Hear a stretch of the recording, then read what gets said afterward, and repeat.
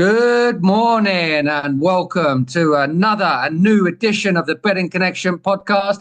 My name's Chris. I am a suffering Arsenal fan. It has not been a good week. I don't really want to talk about football, but yet here I am with my co-host Rob, who happens to be a Liverpool fan. So I imagine that he is a lot more smug. Oh, and an Arnie Slot disciple as well. So I can only imagine that he is in a much better mood and in a much more smug than myself. Rob, can you confirm this? Yes, I can definitely confirm that. I was actually like after Saturday, I got this meme from the other Liverpool fan about Arteta, and I was like second guessing if I could send it to you, but then I thought at the end like, if he can't take this, then he's not a real guy, so I sent it to you anyways.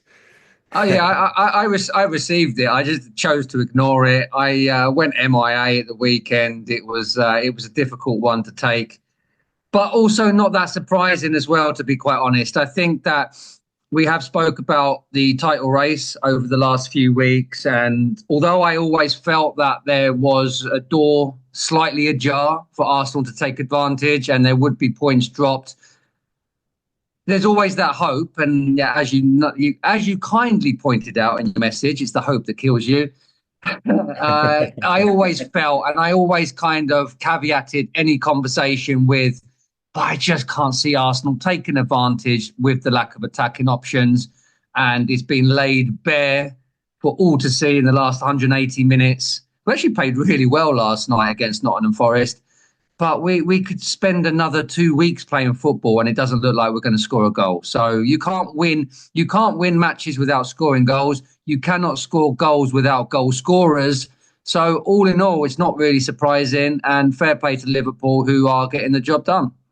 Yeah, exactly. I think it's always harder to chase down in a way because then you have to find those points, and then I think I always think what should players like they have a WhatsApp group for sure. So the Liverpool players must be texting on Saturday night, like okay, they're already licking their pawns, getting ready for the game with extra motivation because they know if they can get the win at Manchester City, could be a very decisive win, decisive weekend for them, and that's how they Well, played out. yeah, well, we spoke about it last week actually on the pod, and what I remember talking about it because you were leaning towards Liverpool and I was leaning towards Man City, but I was leaning towards Man City on the basis that Arsenal would get the job done and strike first on the Saturday. Because I get carried away when I talk about Arsenal, I actually was meant to say, but if the other thing happens and Arsenal do make a hiccup or make a mess on Saturday, it will actually mean that I fancy Liverpool for the win because if Arsenal had won against West Ham on Saturday, the difference psychologically for Liverpool, as you say, the sort of things, WhatsApp messages, that kind of thing, just is completely different. They'll start believing the hype. They'll start believing, oh my God, we are going to get caught here. Arsenal did this, went on an amazing run at the end of last season. They're going to catch us. Going into Man City, it's a totally different game. But because Arsenal do mess up, it's literally like, wow, we win this and we pretty much win the league. So it's totally different. And then because of that, I backed Liverpool on Sunday because I was 100% sure that they'd go and win after that Arsenal result. And so it was. Yeah, so they did, and yeah, they did a convincing win again against Newcastle. So the tough patch of matches are going well so far for them. So yeah. And I know I talk a lot about luck, and some of it's tongue in cheek. And you did, to be fair, like I've talked about the luck of injuries all season. You did say at the start of the season, Arne Slot is renowned for his fitness, for his load management, and therefore it can't be luck. And I am really agreeing with that now. I really do see that difference between keeping players fresh and not. I mean, how can you keep a 31-year-old Salah playing all the games and still being fresh and doing Ballon d'Or like seasons? Yet Arsenal are breaking down with hamstring injuries every week. It's just, it's definitely something there. And we can't call it luck. But what I will call luck is, come on, you play Man City without Haaland and then Newcastle without Isaac. I mean, it might get a little bit easier. Yeah, that's definitely true. But if I want to go back to when I just look at the Liverpool viewpoint, is that I really like that in the beginning of the season, Diaz was performing really well. Then throughout the middle, you had Gakpo all of a sudden scoring loads of goals and making loads of assists. And now you have Zoboslai all of a sudden that comes up and scores the goals. And even McGallagher shoots a goal in. So I like that he seems to develop players and that throughout the season, others players besides Salah, who's always there, and Van Dijk, who's always there, really shows up. And I think the influence of Konate back in the back four in the back line is really influential for them. And of course, yeah, I think the McAllister, Gravenberg, they're like staying out for all the time throughout the whole season. They're very good, like overperforming maybe a little bit, but if you've been overperforming for such a long time, maybe, as we always say, it's not overperforming anymore. Well, exactly. So anyway, enough about Liverpool. I don't Yeah. spend my day talking about Liverpool. It's been a hard week. It's the fact that I'm here with my head held high talking is enough. So we'll move on. And well, look, just touching on last week, we mentioned that game last week. I had a play on Aston Villa to beat Chelsea as well. That was nice at 2.7. I also mentioned the French game, Angers. Now, that game actually finished 3-3. If you remember, I said, I like this price at 3.0. They did actually go 2-0 up. So as people know that when I'm putting my bets on, I have got the 2 goals up. So that one came in nicely as well at 3.0. So I actually had some big wins last week with Villa, Angers and Liverpool in the end. Other than that, there was a couple of weird results. Italian football wasn't great last week, was it? Some surprises. Did you Yeah. did you play on the Italian games we spoke about? Like Napoli messed up. I think Lazio was a draw as well, wasn't it? Yeah, no, they lost actually against Como. Um, on Sunday was that 2-1. I actually was watching that match and it was a very quick goal of Como. Then Raspadori get a great goal for Napoli in the 17th minute, so they equalized. And then after that, it looked like Napoli was taking a little bit control of the game. But after half time, it changed around, and you could see Como pressing more, and I was unimpressed with Napoli. Definitely in the second half, they were impressing me in the first half. Quick football, quick combination, but they didn't push through in the second half, and Como got deservedly the win. If you watch the match, and yeah, besides that, nothing else really comes to mind. Atalanta seems back to form. Yeah, you had Fiorentina not beating Verona. What was a strange result. Yeah, that was a strange one as well, wasn't it? So yeah. Well, we don't normally start with Italian football, but as we're talking about it, there is a. You mentioned Napoli there, and you weren't that impressed. This weekend is actually a really big game, isn't it? In Serie A, it's the top two. It's Napoli versus Inter Milan. 1 point separating them. Did you have a lean on that one? Is there someone you like? Are you gonna fade Napoli based on what you watched last week? If you guys have been listening for this pod for a long time, then you know that I'm leaning towards Inter all the time. I fancy how they play. I like them. And actually, if you look at the form of Napoli of late, they haven't won in their last four matches. So this could definitely be a match that's up for grabs for Inter. I don't know what the odds are. They must be quite similar. I will tell you now. They're both over evens, obviously. 3.1 is Napoli. Actually, they're quite long. They're the underdogs, and Inter Milan's 2.38. Yeah, I think they priced it 2.3. much So more the correctly. bookies agree with you. Yeah, I think they priced it perfectly in that sense that I rather put my money elsewhere, but if push comes to shove, I will pick Inter. What's your opinion about this match? I'm on the fence completely, actually. It's a difficult one. I agree with you in the sense that Inter Milan probably are the better team overall. Been there, done it a little bit more. But it's hard to call because Napoli are generally a very strong home team, but they have lost a couple of the other big matches at home. They lost 3-0 home to Atalanta. They lost at home to Lazio as well. But then on the other side, Inter Milan has actually lost a couple of big away matches. They lost to Juve, they lost away to Fiorentina, they drew with AC Milan, as we spoke about in previous episodes. So they're both flat track bullies, if you like. They both get the job done against the lower level teams, but they haven't actually stepped up to the plate. Napoli at home in the big matches, Inter Milan away in the big matches. So I find it a hard one to call, to be honest. And I definitely won't be having a bet on this one. You have anything else in Italy that you like? Not really, no. There's nothing really in Italy this week. That's obviously the standout match. The one other, again, you spoke about them again, Como. We faded Como quite a lot this season because we mentioned that because of the Fabregas effect, you always seem to get quite a nice price on the other team. That's the case again this weekend, right? You've got Roma this time stepping up at home against Como. Now, Roma 1.91 to win this match, which is a nice price at home for a team that are in very good form.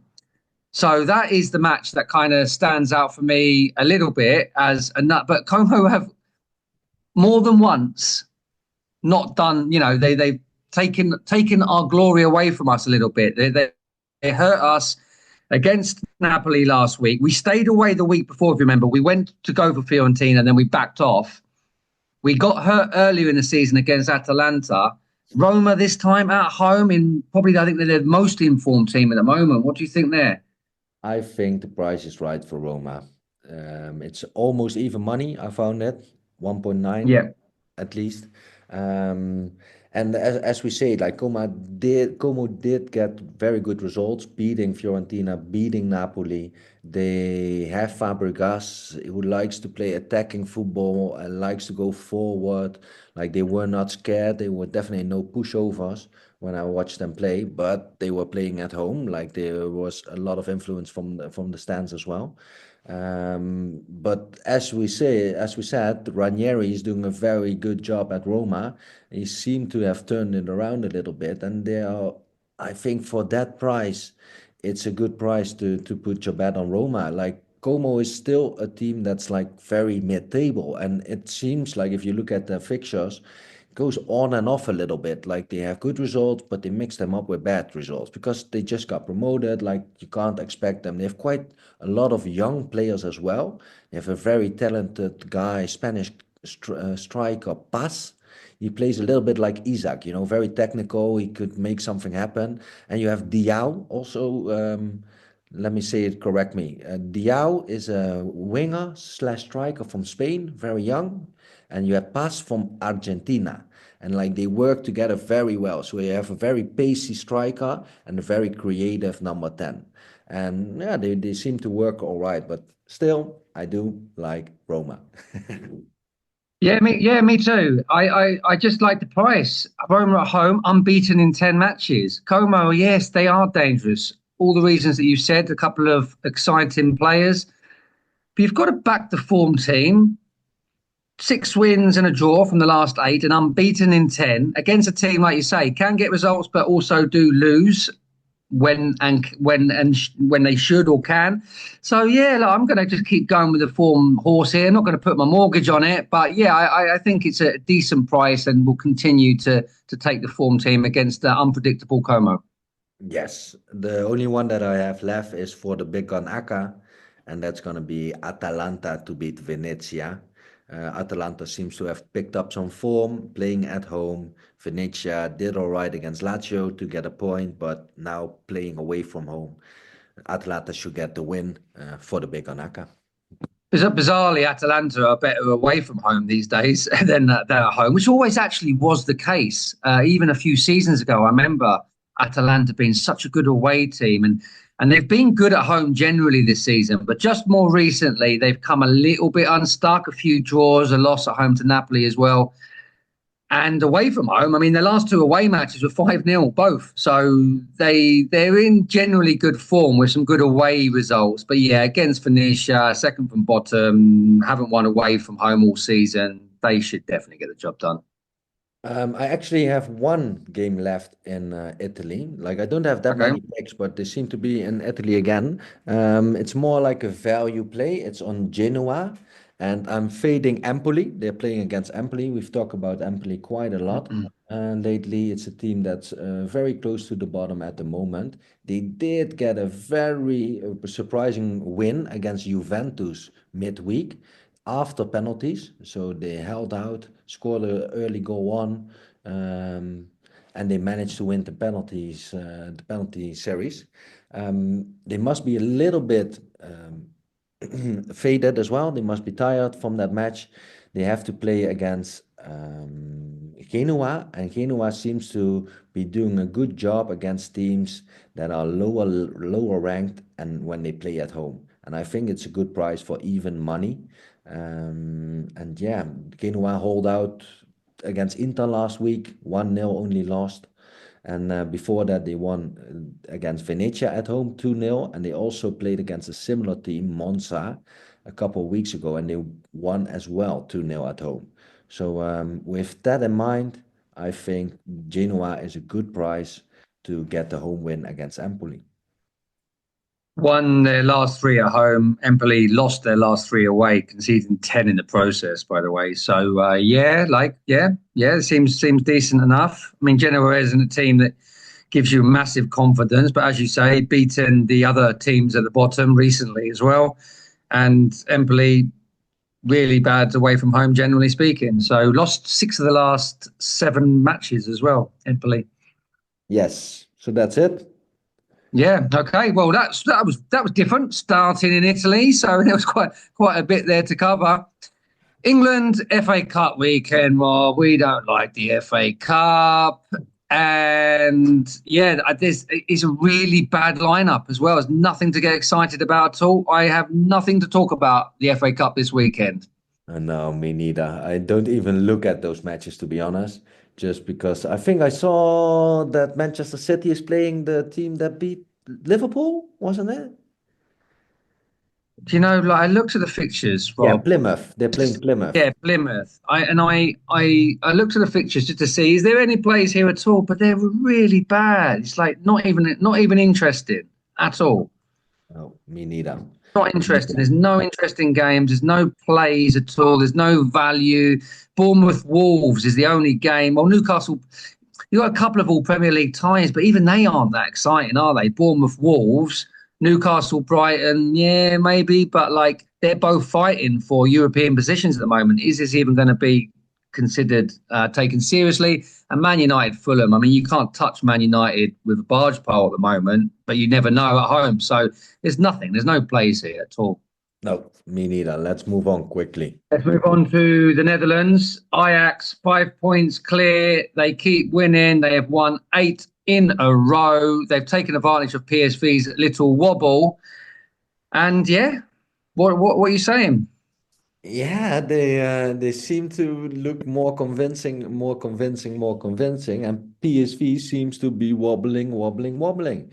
Because Go Ahead, PSV actually has to play against Go Ahead Eagles this Saturday, away from home, and they actually played last Wednesday in the semifinals of the cup in Eindhoven at PSV Stadium, where Go Ahead Eagles won 2-1. So I that was did not know that. I did not very know that. surprising result. So very well played from Go Ahead Eagles. They go on to play the finals, and very unexpected. And yeah, so I'm definitely staying away from PSV this time. So you would expect Go Ahead Eagles to get something out of this match, or I'm very And sad of that with one. Arsenal next week as well, so they can't rest players. They're not in a position to rest players in the domestic league, and they got Arsenal in midweek as well in a really bad run of form. Yeah, and I think maybe you can link this up with Ajax, like we did with Liverpool last weekend. Like if PSV messes up, loses points on Saturday, then definitely we think Ajax gonna show up. Although Ajax probably is very short, and because they're playing the very bottom team, Almere City. But if you look at them, they're actually not playing that bad. So if the price is too short, like 1.15 of 1.2. I think it's not worth it. Um, I'm going to surprise you, Rob, because I have got a play in the Eredivisie this week, and it's a okay, come on. double. and it's Ajax and Feyenoord both to win. Now, bear with me. The double is 2.16. Ajax on their own are 1.44 away at Almere City, which I found very generous. At 1.44? 1.44 Ajax to win That's all that right. match. And Not bad. Feyenoord are 1.5 at home to NEC. Yeah. And I do like both teams. I know Feyenoord are not the most reliable team in the world. I know that they've had a indifferent season, but I still like them for this match. They're in better form. They are in good home form, generally speaking. They lost once against FC Utrecht, but they've beaten everybody else pretty convincingly recently. And NEC are bad away from home. They've lost nearly all of their matches, certainly all of the matches to top half teams they've lost. They have 6 matches away from home against top half teams. They lost all 6 of them against Feyenoord, who still need to get points on the board. I know Feyenoord are also playing in Champions League, but even if they rest a player or two, I still fancy them for this game. And Ajax, as you say, against Almere City, who are sitting, bottom of the league still. So, yeah, Yeah, Ajax, I 8 in a did row. you know? I'm not sure if you know now because you didn't mention it, but Feyenoord has a new head coach, Robin van I do Persie. know, and I was meant to mention this. I was meant to mention this last week, funny enough, because the Champions League draw got done, didn't it, last week? I know And it's I supposed just, to be against Arsenal. I fully expected it to get Feyenoord and Van Persie. I mean, that was just written in the Yeah, start, and it didn't happen. I couldn't believe it. I think everyone was wishing for that match. Like even PSV, even Arsenal. Like they played quite a lot lately, PSV and Arsenal. So they rather play against in a different venue. Definitely for the fans. Like if you always have to go to the same stadium, it would be nice for them to have a change of venue. The Arsenal away fans, Rob. The Arsenal away fans are absolutely mortified. They've got to go to Eindhoven again. They're Yeah. mortified. They've just played so much recently. And yeah, fine. Also, it would have been much better draw for Arsenal on the other side of the draw. It's a lot kinder than the side that they're on with the Madrids, with Liverpool. So yeah, it would have been a better draw for everybody had it been differently, but it's not. So Feyenoord under Van Persie, has he deserved this move?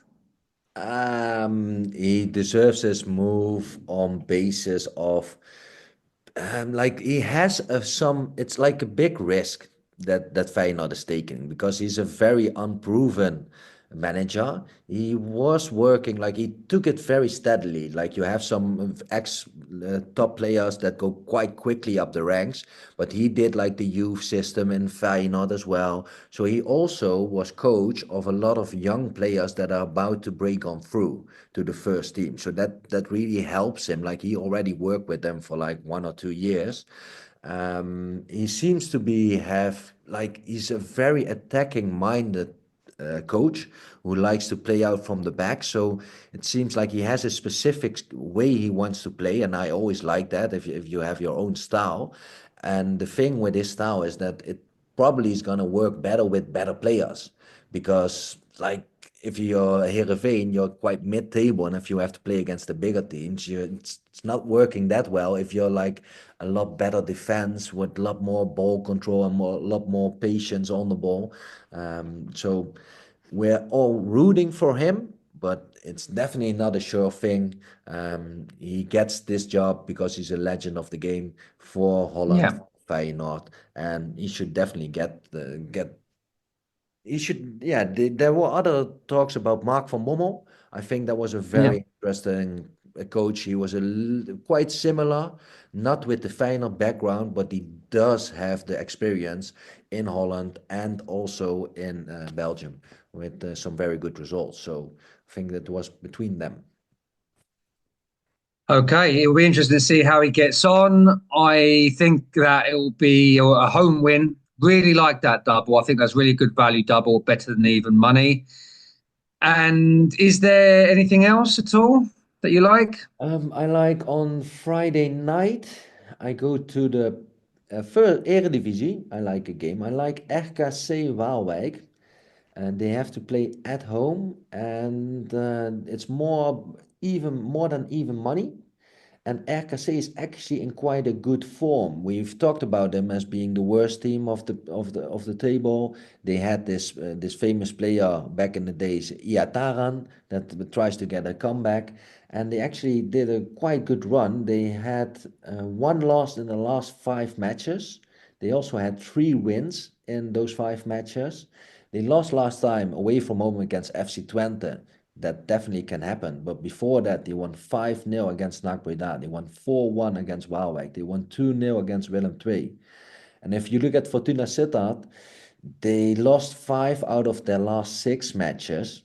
And RKC is really trying to push on the table to get out of the relegation spots. So I actually like them to get the home win for that price at home for an informed team against a team that's not in a good shape. And yeah, that's Yeah, it. yeah, okay, yeah, not bad shout that one. Yeah, I backed last week, if you remember, quite heavily. You were a little bit doubtful of the Ajax, of the FC20s last week, and they did get the job done. This was one of them who faced this was the team that faced FC20, but like you say, before that, in pretty decent form, and FC20 are a lot harder team to play away from home than playing in front of your own fans against a team in terrible form, as you say. So Yes. yeah, okay. So we'll knock that one down as well. Anything else? Second division this weekend? Not really anything that I fancy. No. Okay, okay. Let's move on to España. An incredible title race here between Barcelona, Real Madrid, and Atletico Madrid. 1 point separates the two. There are a couple of good prices actually on the Madrid teams this weekend, but the question is, Rob, do we like them and trust them enough? With Real Madrid away at Real Betis at 1.73 and Atletico Madrid at home to inform Athletic Club Bilbao at better than even money. Good prices. Can we trust them? If I look at the fixtures of Real Madrid, they seem to be playing very well, although they have a big tie coming up with Atletico as well during midweek. So I'm not sure how they're gonna rest or not rest their players. I do have I think Real Madrid is really putting on quality, so I think they should get the win. Atletico, I'm a little bit more unsure because Atletic did such a great performance on last Sunday, beating 7-1. So that's the one that puts me off. Besides that, I would like Atletico as well. Like they're playing quite well. They have a quite depth squad as well with a lot of players they can change up in attacking players as well. What do you think? I'm staying away from both. Yeah. Real Madrid are on my naughty list forever. Never going to bet on them ever again, ever in my lifetime. And Atletico Madrid, it's difficult to know. Yeah, they got the Champions League coming up. There's definitely going to be one eye on that. Although they can't afford, none of these teams can afford to take one eye off the La Liga matches. Bilbao, if they do manage to get a win here, they're only 2 points behind Atletico themselves. So this is a big 6 pointer. This Yeah. will either like put Bilbao. Bilbao are not going to win the league, but this actually puts them in the conversation because being 2 points behind Atletico and how many behind was going to be like worst case scenario, kind of 6 points behind the other teams, Barcelona and Real Madrid. So it depends on the other results, but yeah, if they lose, obviously it's a conversation never going to be had. But it's interesting. I think if they can somehow get a win here, that's it really closes the gap to Atletico, and why not? They're a really good team in form right now. I mean, you never know.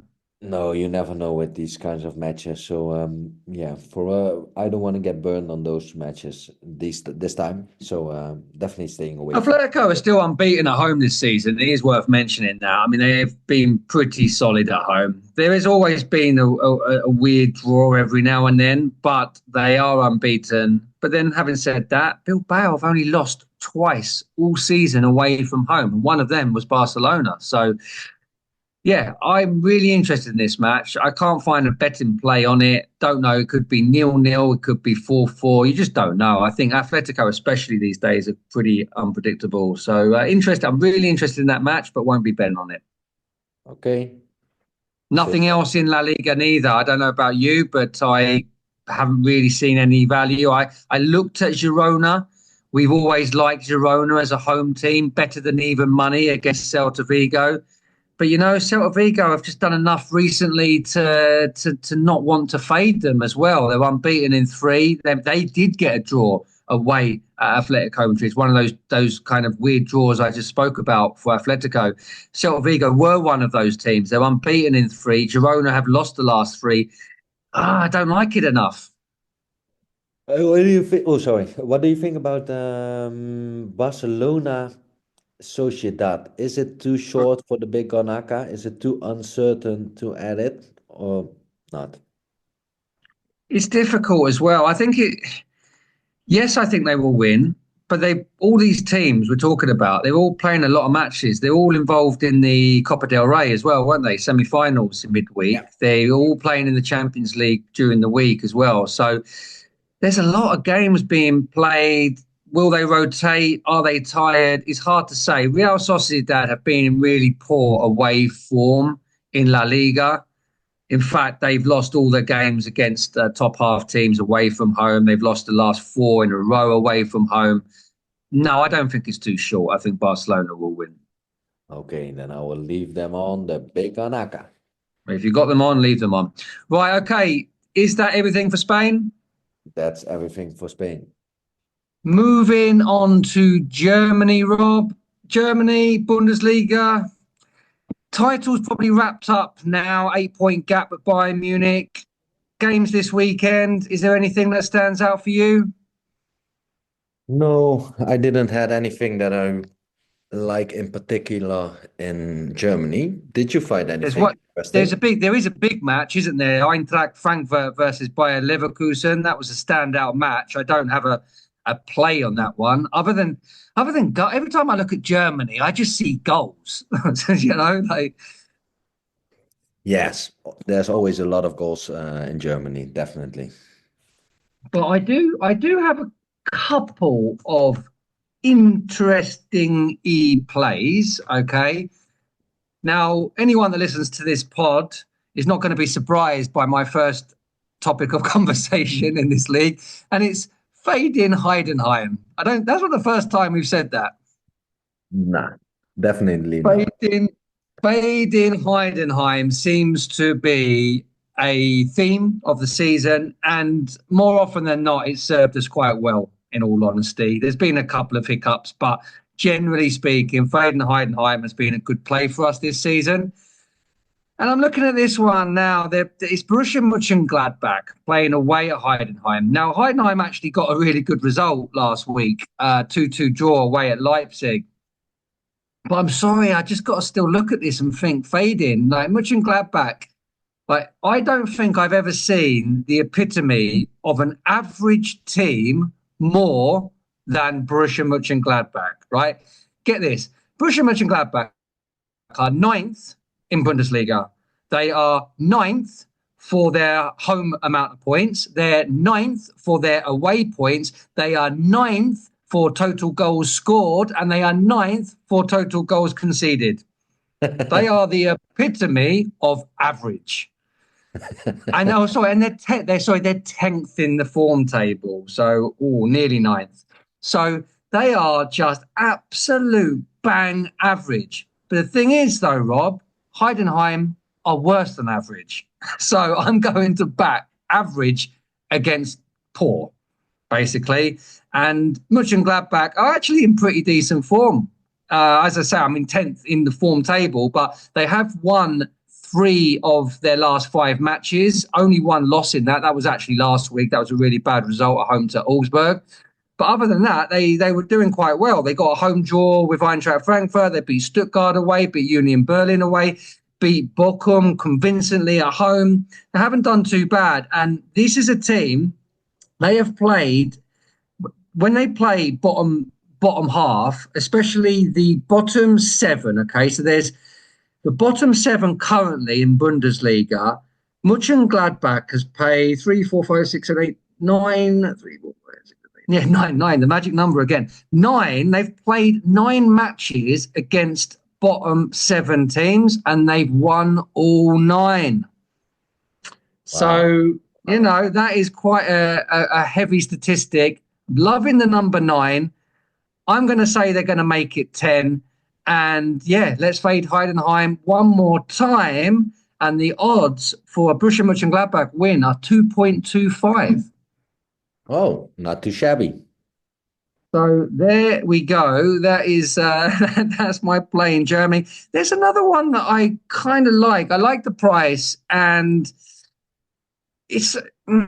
Do I think this is going to be a win? I don't know. It's Wolfsburg away at Werder Bremen. Okay, now Wolfsburg are 2.6 to win.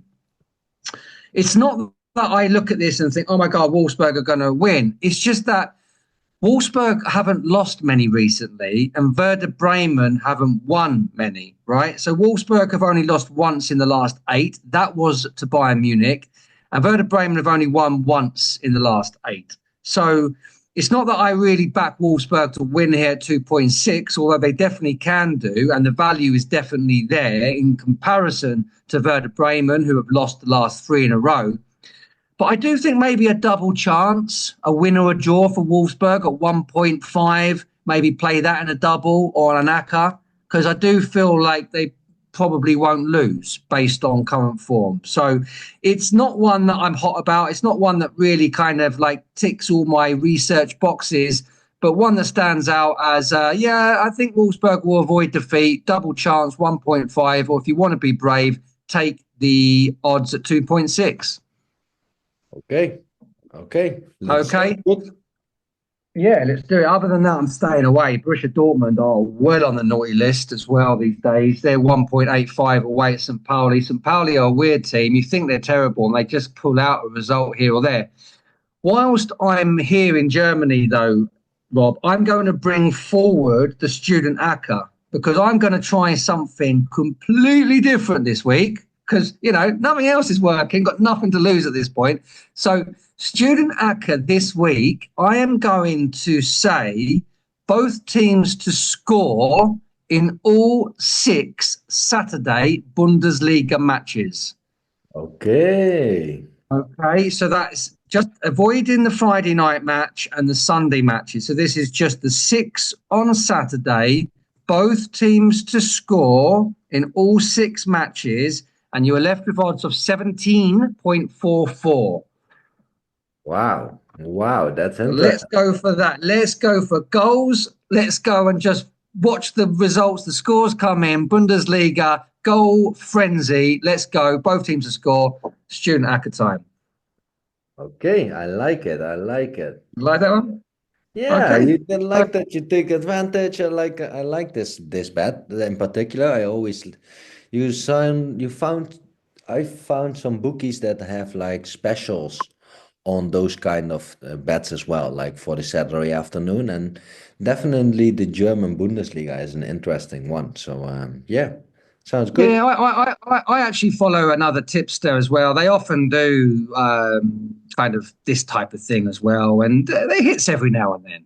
At least a couple of times a season, getting your money back, and sometimes more. So yeah, it's probably not a bad play. In Germany, if anywhere is going to have that kind of goal rush, it probably would be the Bundesliga. So let's do it. Let's hope for a lot of goals this weekend. I do look at all the matches. I mean, it's not just a complete random pick. I kind of came onto this based on my research when I was looking for winners and just thinking, I can see that team scoring. I can see they're going. So it was a little bit like that. So I just thought, sod it. Let's just do all games goals. All teams to score. Let's do it. So there's the Student Acca, nice and early. Before we get on to the big Gun Acca, Rob, I've got another top 5 for you. Okay, I'm ready. Okay. And this one is less about trying to trick you with certain players randomly. And to be honest, there's probably no right or wrong answers on this one, but it'd be interesting just to see how you personally value these players as the best. Okay. And this Okay. is the top five left backs. Okay. And none of them play anymore, but they're not like, I'm not going back through too many decades neither to find these players. So I'm going to start with Roberto Carlos. Wow. I really like him. I like that he had also the advantage of the amazing free kick now and then. Very powerful, very quick, lots of attacking skills. He could whip in that ball from behind the defense really good. I'm gonna put it on two, I think, number two. Number two for Roberto Carlos, probably because there's another one in here. I, No, I I need room. will I'm go actually not next. thinking about anyone at the moment. Like Okay. I'm second Um, guessing everything. okay. Next one, Patrice Evra. And yeah, I'm glad that I put Roberto Carlos on number two. He's nowhere near. Let me say number five, maybe. I hope Number you have more. five. I hope you have more. Number five. You might maybe want to change that after this one. I'm not sure. It depends how you rate these two players, Evra and Lizarazu. No, then Remember Lizarazu? yeah, I fancy him more. Like, I think he won a lot more trophies. And back in the day with Bayern München, he was unbelievable. And very technical player as well for a left back. Some quite.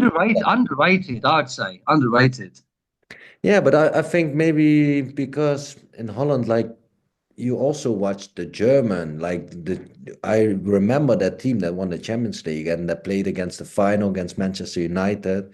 That was a team from Bayern München as well, and I think he was in that team quite a lot. So yeah, these are Yeah, results in and a on big number and three. a big number three, and a big part of the winning team as well, wasn't it? When France were winning World Cups and Euros, he was a big part of that. Yeah, yeah, definitely. So number three for Lizarazu, probably a little bit higher than I thought you would put him, especially considering the next name, Ashley Cole. I think I'm doing all right. Like I like Ashley Cole. Like I like that he played for so many clubs and did well almost everywhere.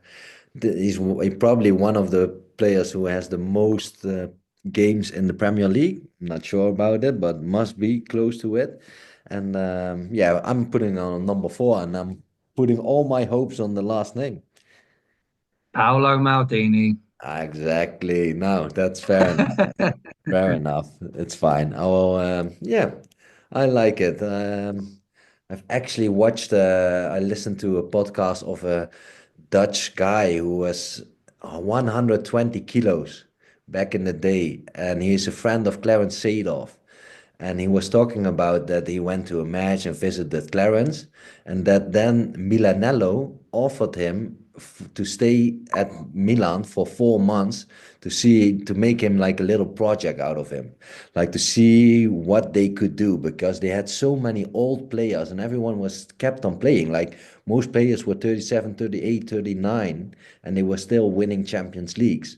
So they want to see what they could do with an unfit player, and they managed to get him in the first team back, and he actually played a couple of minutes, and he was talking about in the practice playing with Shevchenko, with Dida, with Maldini, with Nesta, with Gattuso. So it was really good, really cool. Yeah, like top. So you're happy with your five there? Maldini number one, Roberto Carlos, Lizarazu, Ashley Cole, Patrice Evra. Yeah, I think maybe Yeah, Ashley Cole could be one spot higher, but yeah, that's all right. yeah, it's pretty good. I personally, would swap Cole for Lizarazu. Or honestly, I think Ashley Cole in English terms is probably, if not the best, one of the best left backs ever for England. Definitely the best left back I think the Premier League's ever seen. And yeah, it deserves to be high up on that list. But yeah, it's hard to knock Roberto Carlos and Maldini off that top two, I think. Yeah, I think so. Definitely, if you look at the trophies that they won, and yeah. Yeah, it's a shame that England didn't do more on the scene. That was a really strong team at the time, kind of early 2000s. We had a really, really good team, but could never figure out how to play Lampard and Gerrard in that same team, It or is, I just think, accommodate one of them, or not play one of them. similar in a way to sometimes the Dutch team. It's that you have those big names, those quality players, those key players, but they play in similar positions, and it's very hard to mix and match them all together. And yeah, sometimes the I team think are better. I think this is why it's so important to be successful in your national team. I know we don't love international football as much these days, but when you look back like this at the greats, like I think on his day, Ashley Cole could have been. It's different eras. It's always difficult to compare, but Ashley Cole was as good probably on his day as Maldini and Roberto Carlos. But when you look back, think of Maldini and Roberto Carlos, you think of those World Cups, you think of them lifting the trophy. It's just symbolic, isn't it, to how good these players were, and they lifted the ultimate prize. And I think that's why it was really important that Messi did win the World Cup with Argentina. And it is what lacks. It's the reason why George Best is never considered in the best of the best, because he played for Northern Ireland. I think it makes a massive difference when you're looking back, especially once they've retired. Like, I don't know how it is with you, but in Holland, I think if you talk about best of the best, before Messi and Ronaldo, it's always Johan Cruyff, Pele, and Maradona. Yeah, Is and that what have they all also got in is common? Johan Cruyff also in your top three biggest, or is that the Dutch thing? He's definitely up. He's definitely up there. He's definitely one of the names that will roll off any tongue when you're talking about it. Top three, For us, top three. I it's don't. those three. Like it's those three, and now you have Yeah, I Messi and mean, Ronaldo. They've been added to the list. yeah. Generally speaking, like George Best is spoken very highly as well in England. Ah, yeah, You okay. I know, think we put him in so, the top 10. we also have conversations about the likes of Bobby Charlton as well, like going back a bit further. But again, like I say, like I think sometime, and obviously that was more World Cup era. So yeah, modern days, I think players like this, like even your players like your Gerrards, your Lampards, and your Skulls, they were all fantastic world class players. They all did it on the domestic scene. They won everything, but they didn't do that World Cup, did they? No, they didn't. The Euros, they didn't, and it just holds them back in the same conversation, unfortunately. But anyway, that's an interesting one. So I look forward to what you have for me next week. Rob, let's finish it off with the big Gun Acca and bets of the week. What is your big Gun Acca after Arsenal let us down last week? I have a five-fold ready for you guys. I have Barcelona to beat Real Sociedad, Atalanta, AS Monaco, Celtic, and Fenerbahce. You can add them all together for 3.41. Lovely. Okay, let's get back to winning ways of the big Gun Acca this week. Bit of the week, Rob. Anything that's caught your eye? And it's not a load on for show this weekend, is it? It's really difficult. As the season gets closer to the end, these value plays are becoming less and less there. But what do you like the most? I'm a little bit torn between going for a little like AS Roma. It's the team that's been historically quite good, like one of the big teams, and I like their price. Besides, I'm also thinking about Genoa because of the matchup against Empoli. And the only thing that puts me off is that Empoli did very well against Juventus, but then again, they had to play 120 minutes to get the job done, and Genoa can rely on a full week of rest. So I'm picking Genoa. Genoa, bet of the week, Genoa. Even money, no? Even money, even money.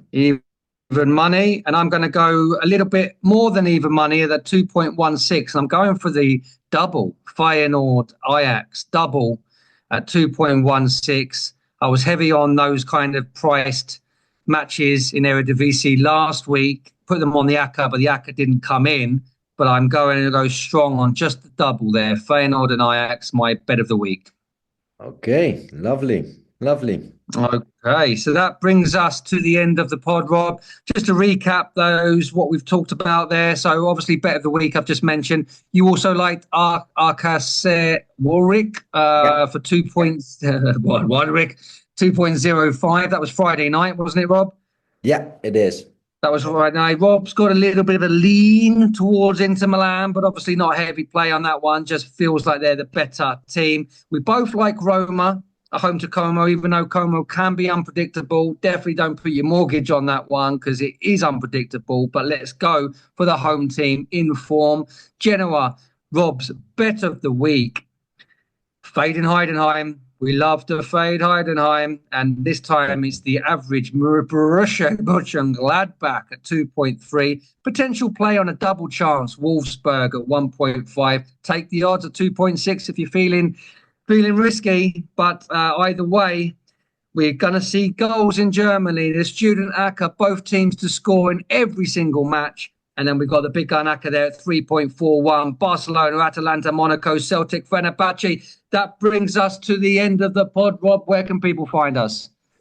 Wow, that was the best recap you ever did. I liked it. I love that one. Really cool. People can find us across various platforms on social media. You can find us on X. You can find us on Instagram.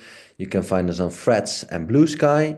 If you want to listen to more podcasts or shorter episodes, or if you want to listen to previous podcasts, you can find us on Spotify. You can find us on Apple Podcasts, and you can, of course, find us on YouTube. Make sure you subscribe, comment. We love to hear from you. And if you have any bets that we missed or that you have anything else that you really like, let us know. And we really appreciate your feedback. Yes, absolutely, guys. Feedback is key. Engaging with us is key. Please do please do subscribe. It means a lot to us for us to help to grow and continue to do this and continue to give you guys content. Have an amazing weekend. Yes. And look, guys, have an amazing weekend. When your partner's asking you, what are you doing? What are you doing? I'm watching football. It's a really good match on. And you know it's just an FA Cup match involving some team in the third tier and you're not enjoying it, but it still gives you that peace and quiet. Then just pretend it's going to be a good game. I'm sure it won't be, but there is still plenty to play for. There's still plenty to bet on. Have an amazing weekend, guys. Ciao for now. Happy betting.